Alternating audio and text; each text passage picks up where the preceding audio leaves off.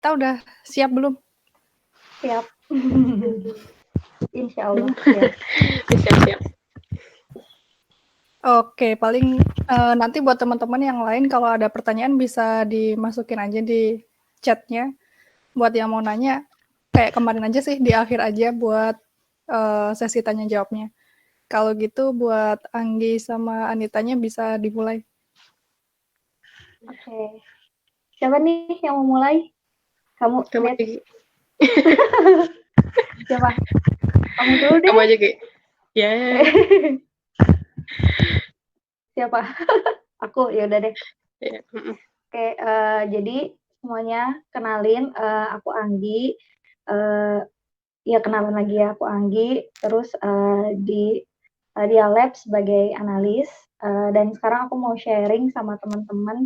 Aku sama Nita mau sharing tentang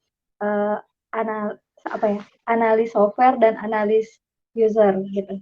Jadi idenya waktu kemarin tuh diminta podcast sama KL buat ngobrolin apa aja. Nah, aku tuh punya ide, aku pengalaman setahun kemarin sebelumnya pernah jadi UX researcher, kemudian juga uh, Nita juga pernah punya pengalaman bekerja juga. Nah, aku kayak pengen sharing.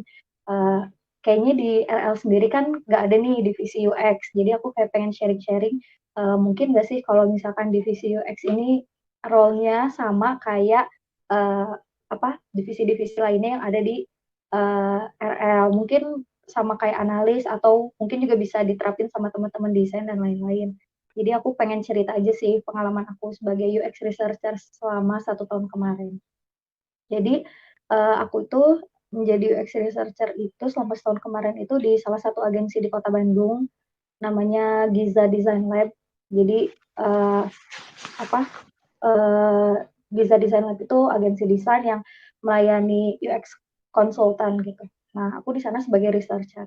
Nah, kalau misalkan teman-teman tahu, biasanya nih kalau misalkan suatu perusahaan nih kalau misalkan bikin produk atau bikin aplikasi nih, biasanya kan kayak langsung langsung bikin aplikasinya gitu, terima minta kebutuhan dari klien, misalnya tanya klien atau stakeholdernya pengennya aplikasinya seperti apa. Nah, kalau misalkan di role atau di rata-rata software house yang lainnya tuh biasanya dari stakeholder tuh nantinya turunnya ke analis sama PM kan, terus dianalisis maunya stakeholder atau maunya klien tuh seperti apa. Nah, kalau misalkan UX sendiri, UX researcher sendiri ketika Anggi bekerja sebelumnya nih, jadi kita tuh lebih fokus untuk nyari tahu kebutuhan pengguna. Jadi bukan kebutuhan klien aja, tapi kebutuhan pengguna.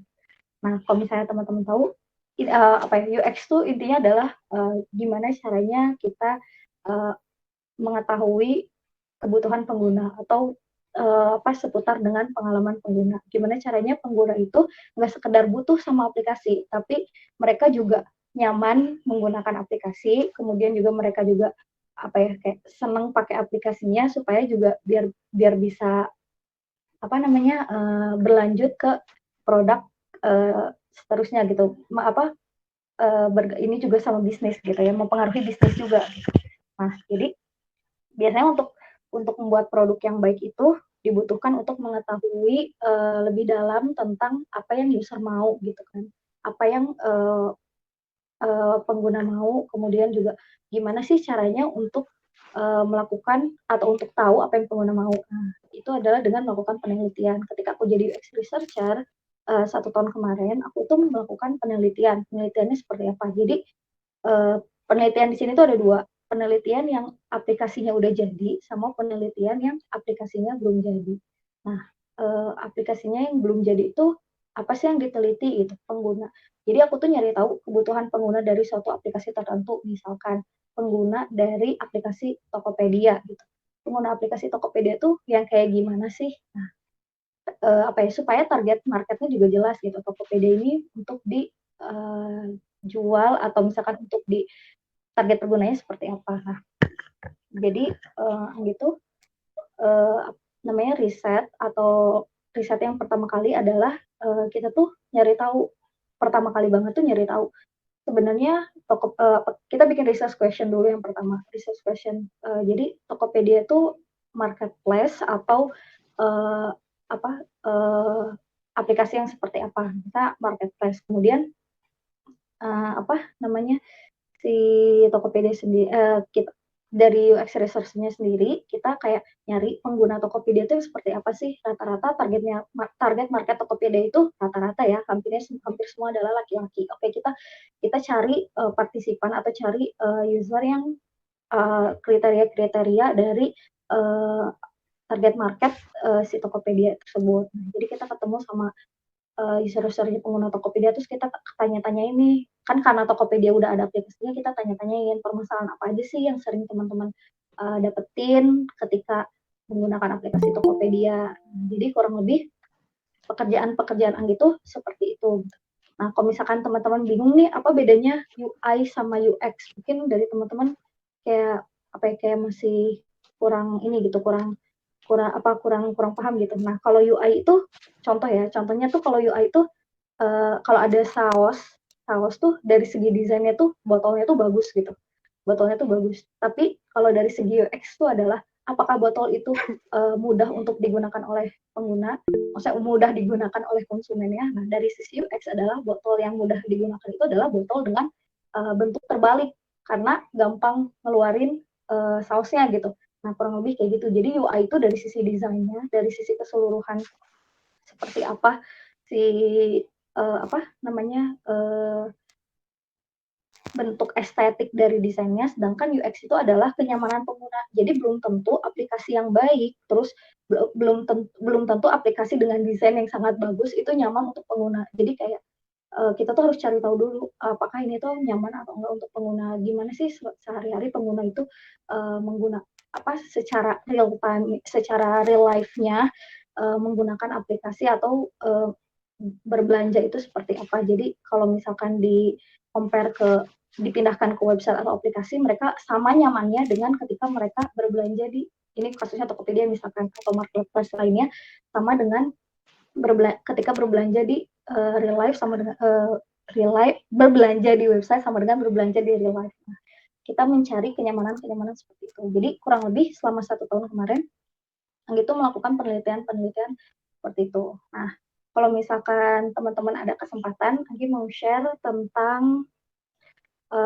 studi kasus yang pernah Anggi bikin. Jadi bulan Maret kemarin itu ada lomba dari Genius aplikasi. Kalau teman-teman pakai aplikasi Genius, Anggi share ya. Anggi bikin penelitian di situ, tapi nggak menang sih, cuman ya nggak apa-apa lah. Jadi Anggi share aja. Nah, itu di situ ada medium Anggi, jadi bisa di-share pekerjaan Anggi selama setahun tuh kurang lebih kayak gitu. Jadi Anggi tuh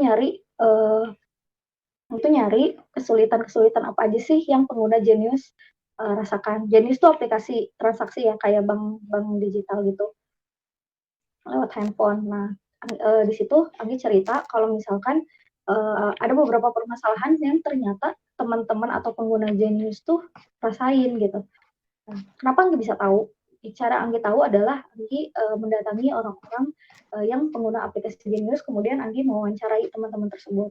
Dapat cara untuk penelitiannya ada banyak ya, dapat wawancara, terus bisa juga usability testing. Nah, usability testing tuh kurang lebih adalah nyobain aplikasi Geniusnya ke teman-teman pengguna Genius. Jadi nyobain lagi, coba dong. Nah, nanti dari Anggi tuh Anggi ngasih task atau Anggi ngasih arahan, coba dong kalau kirim uang itu seperti apa gitu. Nah, nanti pengguna Genius atau partisipan yang Anggi minta bantuan itu dia bakal pakai aplikasinya karena dia juga pernah pakai aplikasinya, jadi dia bakal pakai aplikasinya, kemudian juga dia nanti bakal ceritain kesulitan apa aja yang Anggi mancing gimana caranya mereka mau ceritain tentang kesulitan yang mereka rasain.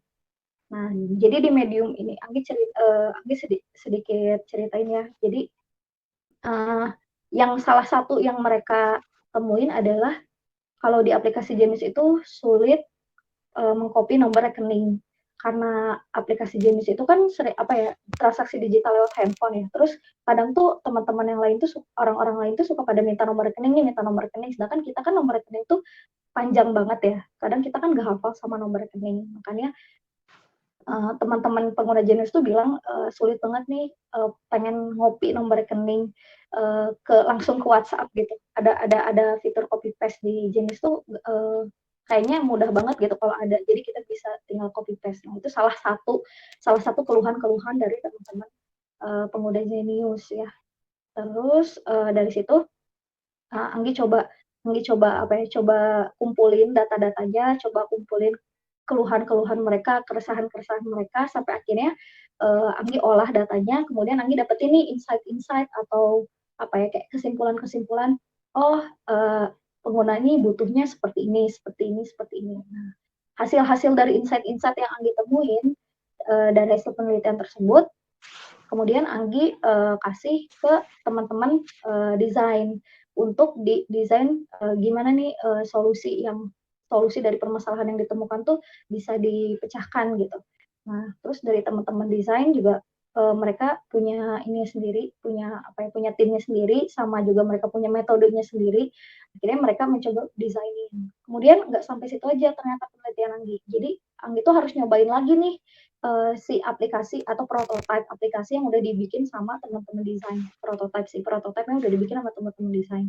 Jadi dicobain lagi apakah benar udah menyelesaikan masalah pengguna. Itu penelitiannya adalah dengan cara mencobakan lagi prototipe aplikasi tapi ke orang yang berbeda. Jadi Anggi coba ke orang yang berbeda tapi sama juga pengguna Genius, beda dari partisipan yang awal. Anggi cobain lagi kira-kira mereka terasa terbantu nggak nih dengan fitur yang Anggi berikan gitu, solusi yang Anggi berikan. Kemudian ternyata hasilnya adalah mereka sangat excited sama fitur atau solusi yang kami berikan, sehingga dari situ kita bisa ambil kesimpulan kalau permasalahan ini udah cukup terselesaikan gitu. Mungkin masih banyak masalah lainnya, tapi minimal permasalahan itu bagi pengguna udah nggak masalah gitu. Nah, itu sih kurang lebih cerita Anggi sebagai UX researcher. Nah, Anggi sekarang kayak pengen nanya nih sama Anita. Anita ini kan ini ya sebelumnya menjadi web developer gitu kan. Nah, pernah nggak sih kayak ngerasa maksudnya pernah nggak bikin project atau misalnya ngerjain project bareng sama teman-teman desain, atau mungkin juga ada peneliti di situ? Sebelumnya pernah sih, enggak deh. Beberapa proyek tuh seringnya nggak ada desainer khusus gitu.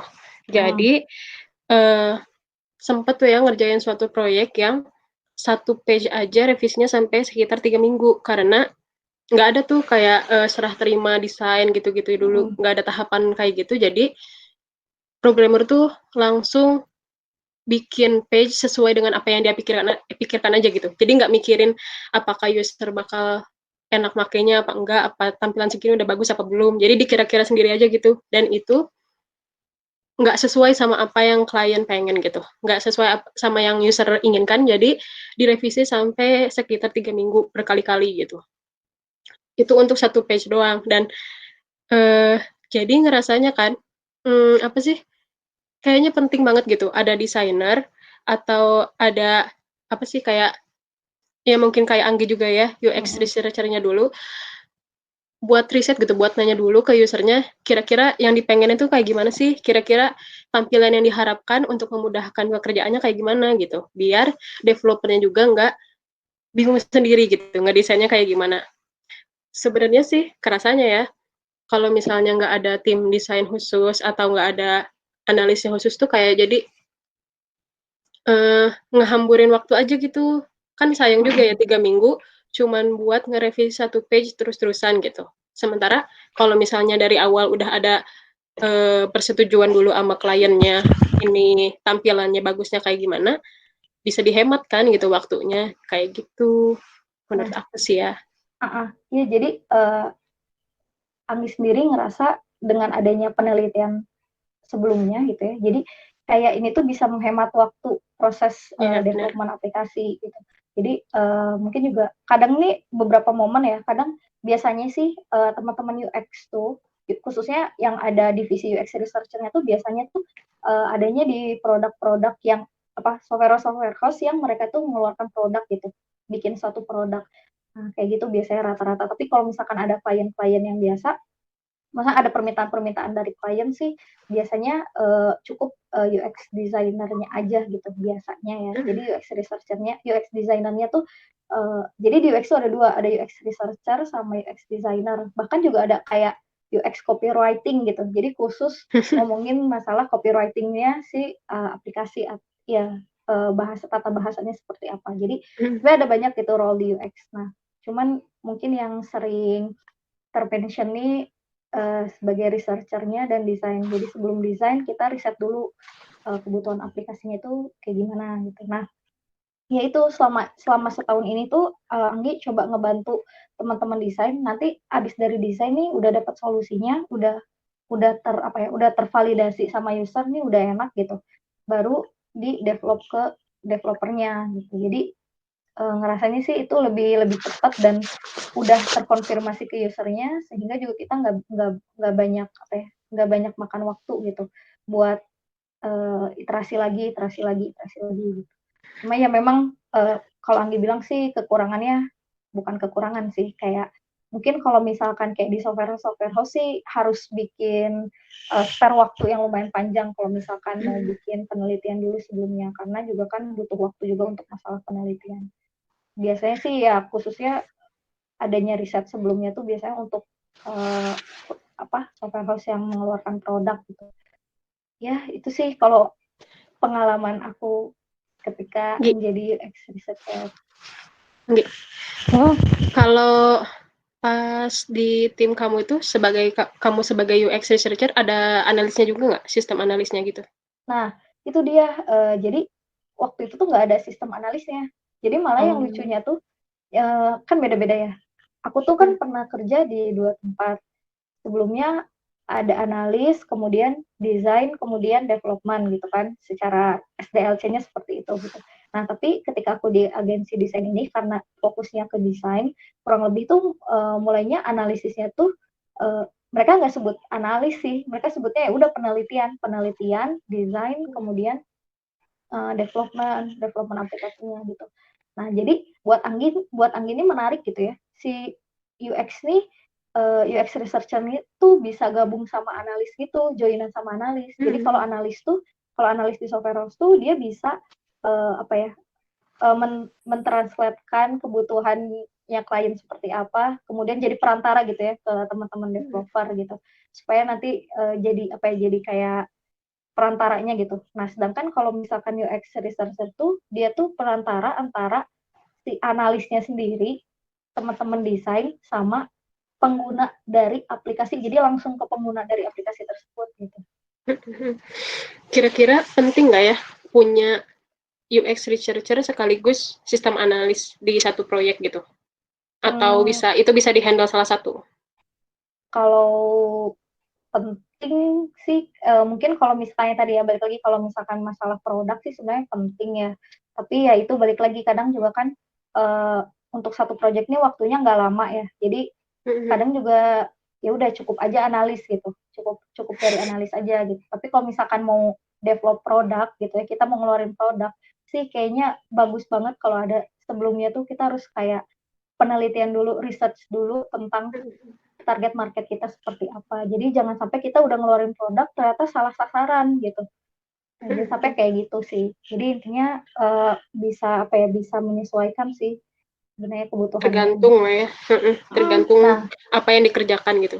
Iya, jadi Anggi nggak tahu sih kalau di software house lainnya ada role atau ya ada jabatan UX researcher. Cuman biasanya nih ya si UX researcher tuh adanya di kayak perusahaan-perusahaan besar kayak ya produk kayak Tokopedia, Bukalapak. Nah itu biasanya mereka ada role sebagai UX researcher-nya karena mereka butuh untuk tahu user mereka seperti apa, aplikasi mereka sudah bagus atau belum. Nah itu caranya ya lewat caranya ya dengan lewat researcher ini, UX researcher ini. Jadi kayak dia nyobain ngetes aplikasi, kemudian caranya sih banyak ya, ada survei, kemudian juga ada interview sama orang, gimana sih aplikasi yang udah dibikin gitu, enak atau enggak gitu kan. Ya kurang lebih kayak gitu sih. UX researcher tuh bikin kan riset nih ya Gi. Terus habis itu diolah datanya sendiri apa gimana si hasil Iya, risetnya tuh? iya, Oh. diolah datanya sendiri. Jadi datanya tuh kan ada kualitatif sama kuantitatif. Jadi kalau kuantitatif itu kan apa ya, tentang datanya angka-angka gitu ya, berupa angka. Kalau kualitatif tuh berupa ini ya, apa, kalimat-kalimat gitu, behavior dari orangnya itu seperti apa gitu. Jadi ya kita ini apa namanya, analisis juga, analisis sama sintesis. Jadi kita olah datanya sampai kita dapat insight-insightnya. Jadi insight-insight tuh kayak apa ya, kayak solusi akhir gitu. Baiknya seperti apa sih gitu. Kemudian juga bisa kayak pada akhirnya tuh apa ya, outputnya tuh kita bisa ngasih rekomendasi ke teman-teman desainer gitu untuk ngedesain aplikasinya yang baik tuh seperti apa, yang diinginkan sama user seperti apa, dan yang nyamannya user seperti apa. Lebih kayak gitu. Nah, salah satu kerjaannya juga selain kita riset aplikasi juga kita tes aplikasi juga. Jadi tes aplikasinya kita nyobain aplikasi yang udah kita tadi yang aku udah ceritain. Jadi ada prototipe aplikasi kita cobain. Nah, biasanya nih ya aplikasi yang baik nih contohnya kayak gini.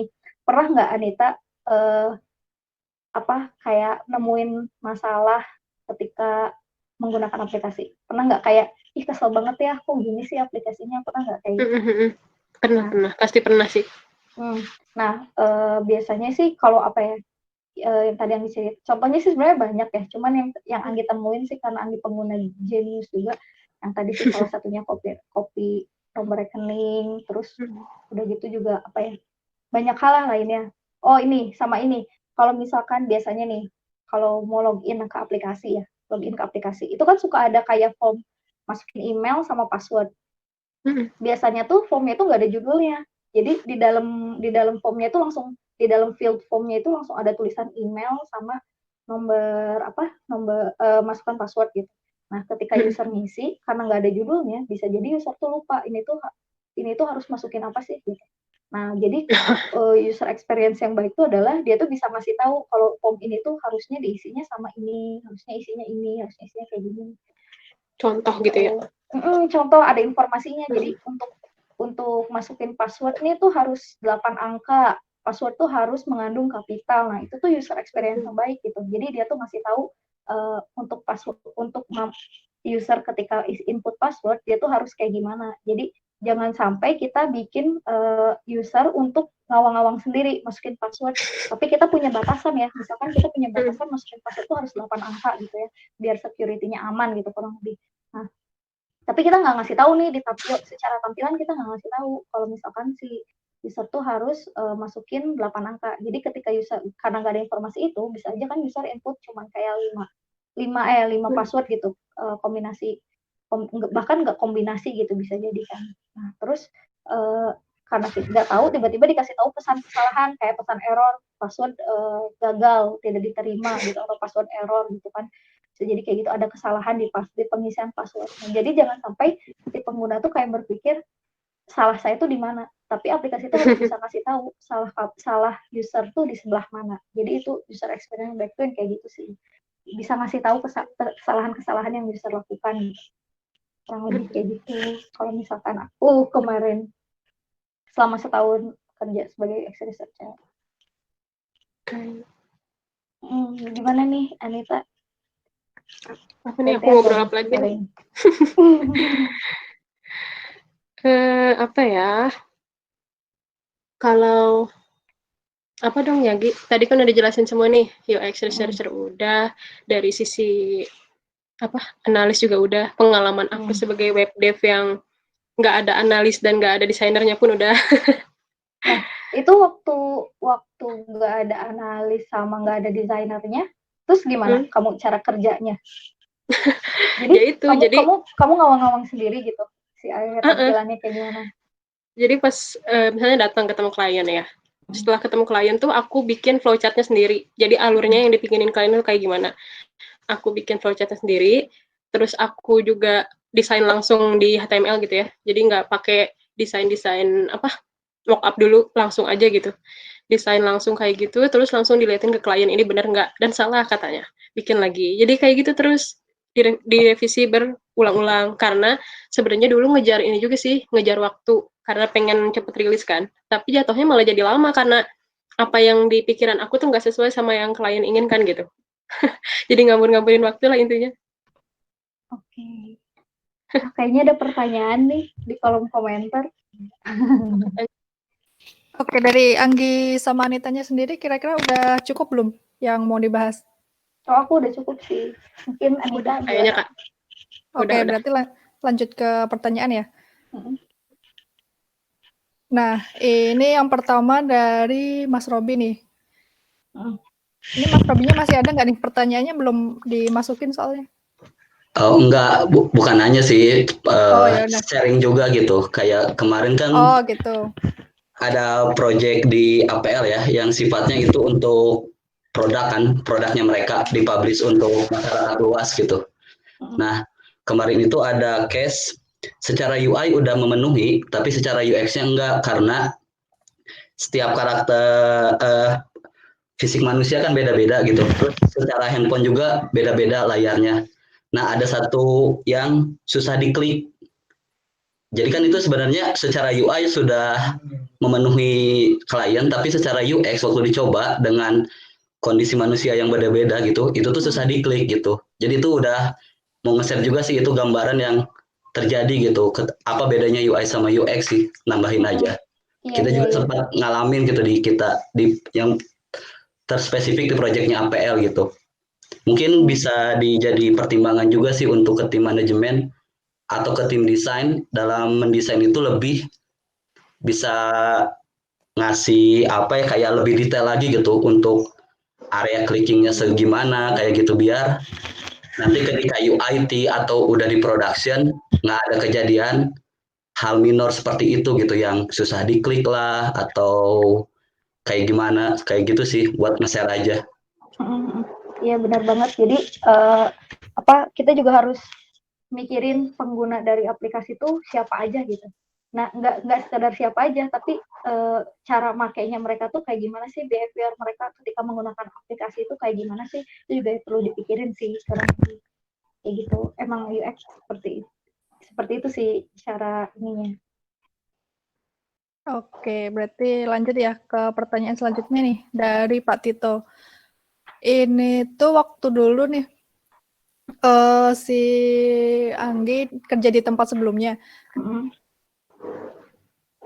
Nah, service yang ada di Giza tuh kayak gimana sih? Apakah cuman fokus di sisi jasa UI UX atau ada kayak di RL juga nih, ada development aplikasinya juga?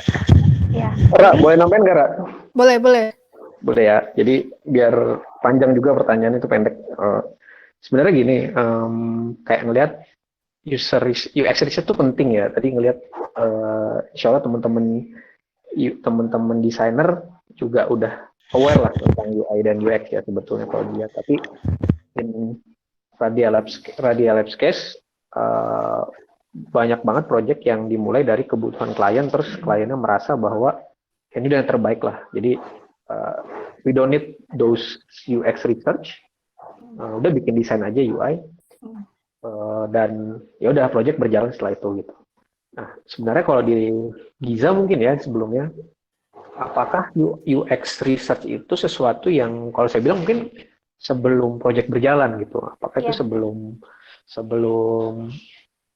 analisis atau UI design berjalan, dan apakah itu jadi service terpisah gitu? Karena menarik juga gitu, karena teman-teman di sini pengen sesuatu yang pengen digali, tapi kesempatannya agak minim nih kalau saya ngeliat-liat ke klien, kayaknya kok klien nggak melihat itu sebagai suatu hal yang krusial gitu. Tapi kalau dipikir-pikir kan sebenarnya krusial gitu. Jadi pengen ngegali aja sih di tempat sebelumnya seperti apa.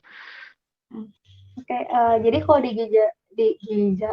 Giza sendiri service yang dikasihnya tuh macam-macam ya. Jadi kayak ada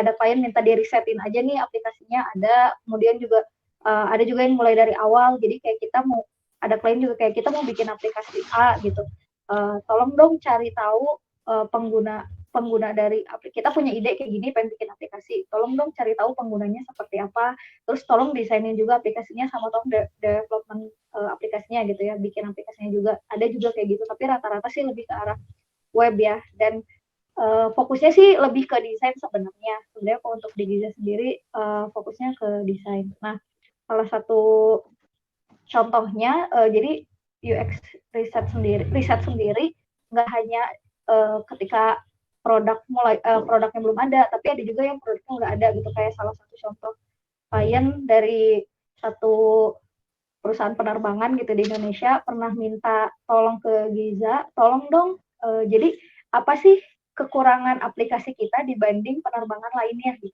Tolong dong risetin. Nah, kurang lebih kita bantu riset, ternyata banyak banget ketika riset tuh banyak banget dari pengguna-pengguna. Sebenarnya jadi mereka tuh bilangnya jadi banyak banget yang masuk ke aplikasi kita, tapi cuma sampai di 10 menit, 10 menit, berapa ya? 5 menit pertama gitu. Jadi kenapa nggak sampai akhir gitu? Bahkan mereka tuh cuma sampai beranda doang. Kenapa nggak sampai belum sampai ngelihat harga gitu?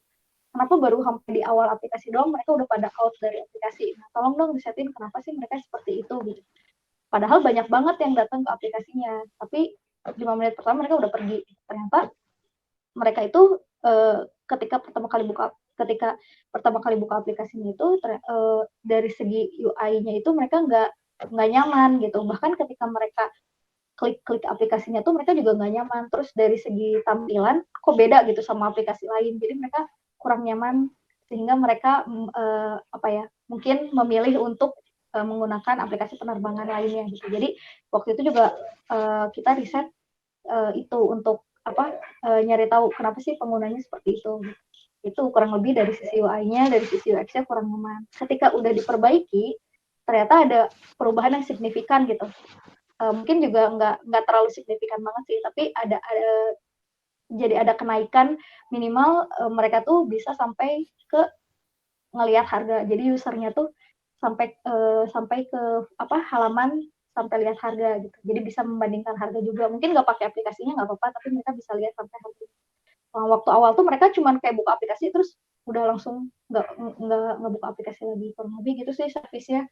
Jadi ada yang penelitiannya doang, ada yang desainnya doang juga, ada yang semuanya juga kayak gitu. Kurang lebih kalau di Giza. Berarti memang ada servis terpisah ya, yang desain only misalkan, atau tadi termasuk saat ada orang butuh punya data gitu ya, itu datanya digali sendiri atau termasuk dalam servis yang diberikan gitu. Ini kan asumsinya datanya tuh ada macam-macam. Ada yang memang kliennya udah punya datanya, kita tinggal bantu ngolah datanya, kemudian juga improve untuk digali sendiri juga. Jadi kita juga datengin ke usernya, tes aplikasinya, gali-gali sendiri. Kenapa sih nggak nyaman pakai aplikasi ini? Biasanya kita tuh nanya-nanya, interviewnya itu open question gitu, yang mereka tuh mau cerita banyak tentang aplikasi tersebut ketika pengalaman menggunakan aplikasi tersebut gitu. Jadi kita bisa dapetin, oh ternyata mereka tuh kayak gini ketika pakai aplikasinya. Itu sangat mempengaruhi aplikasinya sih, kurang lebih kayak gitu. Berapa lama biasanya proses project yang kayak tadi gitu ya? Atau misalkan untuk user research biasanya? Biasanya itu waktunya itu kurang lebih 3 minggu sih. Biasanya tergantung projectnya. Cuman karena contohnya yang kemarin aplikasi penerbangan itu kurang lebih 3 minggu sih untuk risetnya. Jadi menawarkan 3 minggu untuk kita cari apa nih penyebab si aplikasinya banyak tinggalkan orang di tengah-tengah. Iya. Jadi kita datangin usernya juga, kan kita harus kita harus cari partisipannya juga sih. Partisipannya itu kita juga butuh waktu untuk nyari user yang mau bersedia untuk jadi partisipan. Itu juga kan nggak mudah sih kalau selama yang Anggi dapetin, karena belum berarti tentu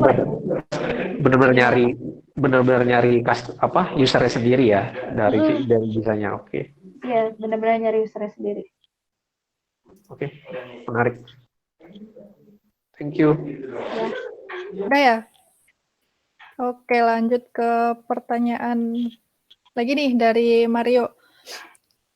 Balik lagi ke case study yang tentang Genius tadi tuh. Kan ada segmen usernya itu ada pria, wanita, terus ada dia itu umurnya 22 sampai 35. Nah, karakter-karakter kayak gitu tuh dapatnya dari mana? Apakah emang udah ada info dari Geniusnya atau emang kamu nyari-nyari datanya dapat mungkin nge-grab data gitu ya, dilihat umurnya kira-kira segini atau gimana tuh prosesnya?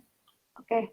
Jadi sebelum bisa nentuin kriteria user genius itu seperti apa, pertama itu yang aku bikin survei. Jadi survei aku share ke media sosial dan ke lingkungan pertemanan. Jadi kayak nanyain ada yang pernah pakai Genius nggak sih gitu.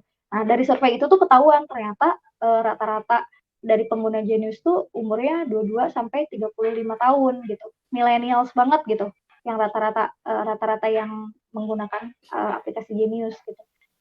Nah, jadi dari situ kayak kita bisa tahu, oh, terus udah gitu juga banyaknya cewek atau cowok, ternyata hampir sama cewek atau cowok. Oke, jadi ketika nanti mau nyobain lagi aplikasi Genius, tentunya juga kita harus ke penggunanya Genius juga kan. Nah, kita udah tahu nih, mereka tuh umurnya 22 sampai 35, jadi kita cari partisipan.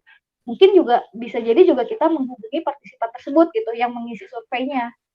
Yang mengisi survei pernah pakai aplikasi Genius nggak sih? Terus kalaupun nggak pernah pakai aplikasi Genius tuh pakai aplikasi apa sih gitu. Nah, jadi kita bisa dapetin data itu dengan cara bikin survei gitu, kurang lebih. Oke, terus tadi tuh kan untuk yang kegiatan yang diikutin Anggi itu yang jenis itu kan ada user yang dipakainya untuk tes itu bener cuma 4 orang ya? Jadi Nah itu ada alasannya nggak kenapa 4 orang gitu? Ada alasannya. Jadi aku lupa, cuman pokoknya di buku UX gitu. Jadi 4 sampai 5 orang tuh sudah mewakili 100 user. Daripada kita tes sama 100 user, kita tuh udah bisa nemuin pola yang sama dari 5 orang gitu. Oke, jadi emang udah ada itunya ya, literaturnya ya?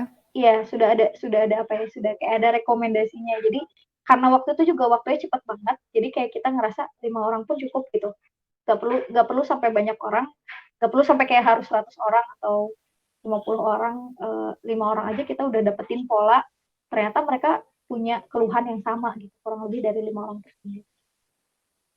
Oke, terus ada pertanyaan lanjutan nih dari Kak Anjar. Pertanyaannya itu, kalau misalkan nih kondisinya ada klien kan yang butuh untuk riset UX-nya, gimana sih caranya untuk menjembatani antara apa yang dimau sama klien, terus kebutuhan usernya, terus sama keterbatasan di development-nya. Kalau kondisinya kan kayak misalnya di Radia Labs ini ya, karena kan Anda harus sampai di develop aplikasinya sampai jadi tuh. Nah, kira-kira gimana sih menurut Anggi cara menjembatani antara masing-masing role 3 tadi antara klien, end usernya sama developernya? Nah, iya. Jadi kayak untuk kliennya sendiri kita harus bisa kita harus kayak bisa bisa ngobrolin masalah tentang pengguna tuh nyamannya seperti apa sih gitu. Jadi bisa jadi perusahaan A gitu, dia tuh nggak mikirin penggunanya dia tuh seperti apa. Jadi kayak kita harus kayak bisa meyakinkan bahwa pengguna tuh enaknya seperti ini, mereka tuh maunya seperti ini. Karena kalau misalnya kita develop aplikasi sesuai kemauan perusahaan tersebut, bisa jadi juga nanti nggak ada yang mau download gitu, nggak ada yang mau pakai aplikasinya. Kurang lebih sih sejauh ini gimana cara kemampuan skill komunikasi kita untuk meyakinkan aja sih, kurang lebih kayak gitu. Terus juga nah bisa kayak teman-teman UX juga, teman-teman UX design nih khususnya gitu, harus bisa mikirin gimana caranya desain yang dibutuhin sama pengguna nyaman sama pengguna, tapi juga nggak menyulitkan teman-teman developer gitu. Jadi nggak bikin desain yang istilahnya sulit untuk di-develop gitu. Nah, itu juga harus ada komunikasi antara developernya sama teman UX desainnya. Kalau misalkan aku kemarin di perusahaan sebelumnya, itu jadi teman developernya tuh tektokan sama teman desain. Jadi kalau ada yang nggak bisa tuh teman desain tuh cari solusi lain gitu. Oh, coba kalau kayak gini, tapi tetap memenuhi kebutuhan dari penggunanya. Kurang lebih kayak gitu sih. Oke, terus kalau dari Anita nih, kan sebelumnya udah pernah kerja dan ngerangkep tuh, kayak Superman juga ya kerjanya, jadi developer, jadi analis juga. Kira-kira efeknya apa sih selain timeline-nya jadi makin molor? Nah, ke Anitanya sendiri sebagai developer tuh apa efeknya? Kalau aku sih ngerasanya kurang nyaman aja ya Mbak, jadi kayak harus cepat gitu. ngenerjemahin apa yang dipengenin klien ke flowchart, habis itu sambil mikir juga desainnya kayak gimana, dan codingannya kayak apa gitu. Jadi kalau menurut aku mah terlalu apa ya, terlalu banyak bebannya untuk di satu orang untuk satu fitur aja gitu. Terlalu numpuk gitu bebannya. Selain tadi yang apa waktunya jadi lama gitu ya, karena nggak bisa instan juga kan apa yang apa yang dipingin klien diterjemahin jadi flowchart tuh gitu. Terus nanya-nanyain ke klien si page ini udah sesuai belum sama yang dipengenin, terus udah memenuhi kriteria fungsionalnya belum, kayak gitu kan. Jadi kayak padahal kan role-nya developer gitu, terus nggak diwajibkan untuk bisa banget bikin flowchart, jadi kayak agak kasihan juga gitu ke teman programmer yang lain yang emang nggak terlalu dalam di hal itu gitu.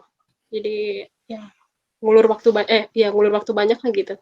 Bisa dihemat sebenarnya gitu. Ngulur waktu, terus dari sisi kamunya juga jadi nggak fokus ya pastinya. Jadi kayak sering ganti-ganti juga kan. Sekarang disuruh fokus ke flowchart dulu, terus tiba-tiba nanti misalnya ada bug di codingan yang ini, jadi ganti lagi ke codingan gitu kan. Konteks switchingnya lumayan tuh. Oke. Terus Nanya lagi boleh? nih, boleh dari Pak Tito lagi tuh. Kan udah sempat sebulanan freelance juga ya di Radia Lab sebelum bergabung gitu. Ada nggak sih perbedaannya gitu antara nggak tahu apa di sebelumnya selalu seperti itu atau tetap ada analis dan developer juga. Tapi pengen tahu aja sih perbedaan yang terasa apa sih? Kalau jelas kerasa beda sih pas pertama gabung di sini nge-freelance jadi analis tuh kerasa banget kalau di sini alur proyeknya lebih rapi gitu, dan ada jabatan dan job desk yang jelas juga. Kalau di yang sebelumnya tuh nggak tersusun. Kalau misalnya sekarang kan ada Basecamp ya, pakai Basecamp gitu. Kalau di yang sebelumnya tuh manual aja gitu, jadi task listnya kita nentuin sendiri, nyatet sendiri, dan kerjain sendiri gitu. Laporannya juga secara manual, jadi nggak ada versi tercatatnya gitulah. Jadi lebih sering kayak gimana ya, jadi kayak udah pernah dibahas, terus udah dikerjain, dan tiba-tiba dibahas lagi seolah-olah itu belum pernah dibahas sebelumnya gitu. Jadi berulang kali kejadian kayak gitu yang pernah dialamin sih. Oke. Sangat familiar ya.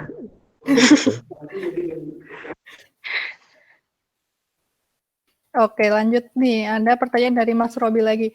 Kira-kira dari Anggi nih, waktu jadi UX researcher, selain metode survei yang dikasih tadi, kira-kira ada metode lain lagi nggak sih yang bisa dilakukan untuk bisa memenuhi kebutuhan end user? Oke. Ada yang di skip. Itu tapi sama kok jawabannya buat Kak Arif juga, teknik buat menggali apa yang dibutuhin user. Sama juga kayak metode untuk selain survei ada metode lain nggak? Ada tentunya metode lainnya. Kayak contohnya selain survei ya, kayak ada interview langsung sama usernya. Kemudian juga yang menarik nih, ada yang namanya etnografi studi gitu, lupa apa etnografi gitu. Jadi kita tuh kadang ya misalkan untuk case-nya itu adalah harus turun pokoknya bikin aplikasi yang itu tuh untuk membantu suatu desa gitu. Jadi kayak ada salah satu metode untuk dapetin datanya itu adalah kita harus terjun ke desa tersebut. Jadi kayak kita tuh ngikutin keseharian orang-orang di desa seperti apa, cara mereka menggunakan digital itu seperti apa, ada nggak kesulitan-kesulitan mereka, kemudian kesibukan mereka dari pagi sampai malam itu seperti apa, mungkin ada nggak waktu mereka santai untuk buka-buka handphone, terus pakai aplikasi, kayak gitu. Jadi banyak banget sih sebenarnya metode selain survei, ada etnografi, terus ada card sorting gitu. Kemudian ada diary studi juga gitu. Kalau diary studi biasanya Anggi belum pernah coba sih, cuman kalau diary studi itu kurang lebih kayak kita tuh nanyain usernya setiap hari. Jadi kayak nanya-nanya entah lewat WhatsApp atau bisa lewat telepon, kayak nanya hari ini tuh ngapain aja sih. Jadi kita tuh tahu keseharian usernya seperti apa, perilaku mereka tuh seperti apa. itu biasanya ada ngaruhnya juga nih ke dalam pembuatan aplikasi. Oh ya, UX sendiri juga untuk di Indonesia ini rata-rata tuh sering dipakainya itu di digital product gitu. Padahal sebenarnya UX sendiri ini nggak harus digital product aja, banyak banget bisa diterapin ya.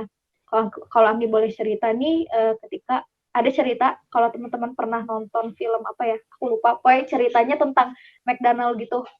Nah, jadi si bosnya McDonald nih dulu mereka tuh mereka tuh pengen bikin satu tempat makanan yang instan gitu ya. Gimana caranya yang orang-orang tuh bisa beli dengan mudah gitu.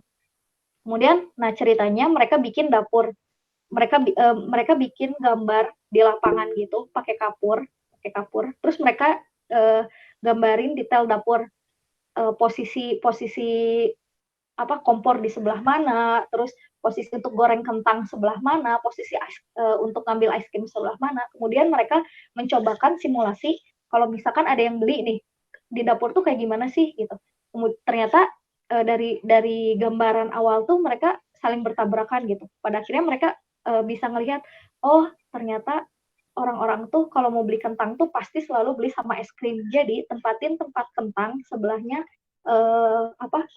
tempat es krim gitu, kurang lebih kayak gitu di dapurnya. Nah, jadi UX tuh nggak cuma sekedar bisa dipakai di digital product aja, tapi bisa dipakai juga di kehidupan sehari-hari gitu kurang lebih. Nah, biasanya itu disebutnya kalau yang UX dipakai untuk seperti itu sih disebutnya service design gitu.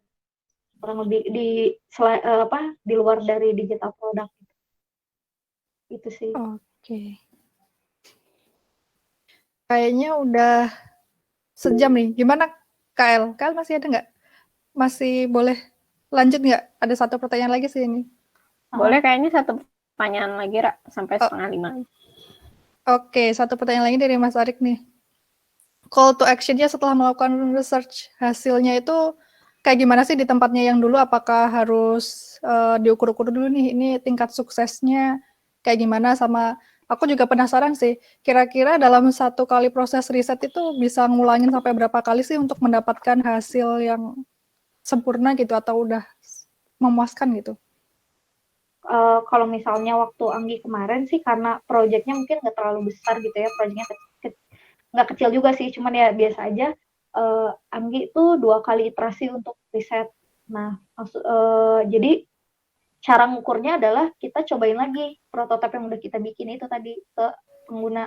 Ketika pengguna mereka udah ngerasa, ini contohnya dalam kasus kualitatif ya, pakai metode kualitatif. Ketika mereka udah ngerasa oke nih sama aplikasinya, udah ngerasa seneng sama aplikasinya, terus ya udah kita bisa simpulin, ada matriksnya juga, matrik khususnya juga buat ngenilai, ngerating gitu seberapa seneng dan seberapa nyaman mereka menggunakan prototipe yang udah solusi dari yang udah kita bikin.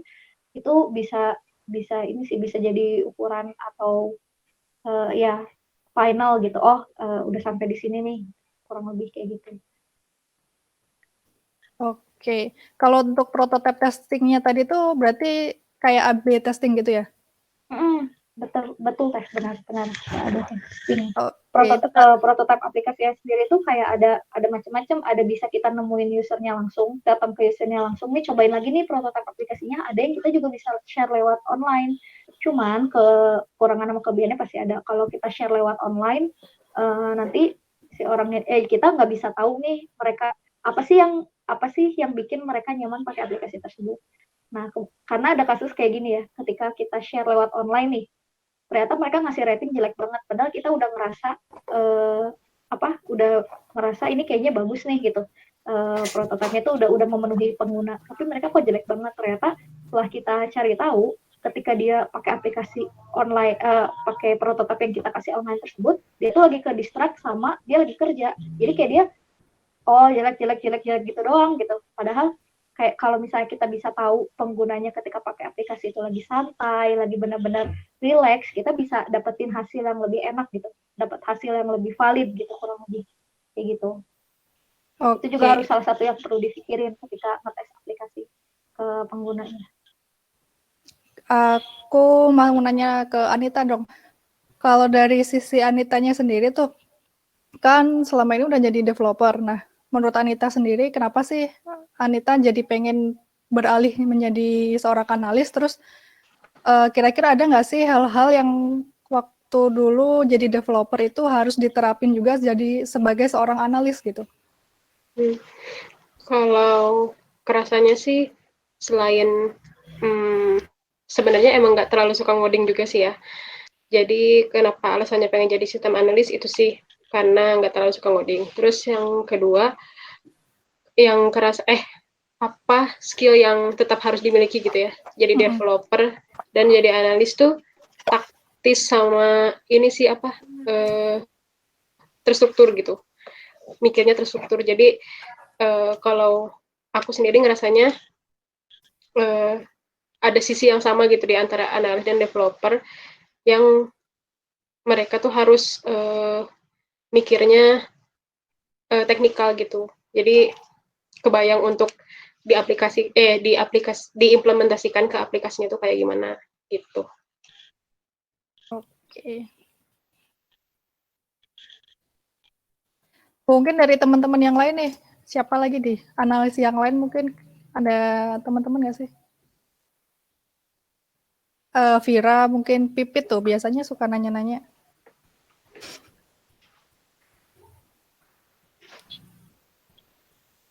Oke, udah sepi aja. Gimana Kak El? Gimana yang lain? Apakah masih ada yang mau ditanyakan atau sudah cukup? Kayaknya udah cukup sih. Dari Anggi dan Anita ada yang masih mau disampaikan mungkin? Close statement lah. Apa? Apa ya?